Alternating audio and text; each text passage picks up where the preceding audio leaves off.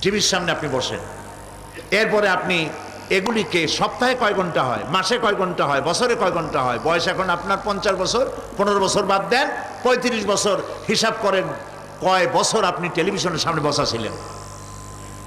আমার কথা কি মাথায় ঢুকছে? কয় বছর টেলিভিশন আর সিনেমা হলে বসা ছিলেন? চায়ের দোকানে গল্প করতে গিয়ে, আড্ডা মারতে গিয়ে কতটা সময় নষ্ট করেছেন?